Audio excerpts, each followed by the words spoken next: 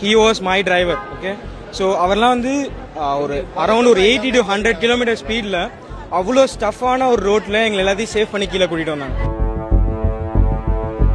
எங்களை பதட்டப்படாமே பார்த்தோம்னா local peoples தான். அது இந்து முஸ்லீம் லோக்கல் இதெல்லாம் எதுவுமே கிடையாது மேடம்.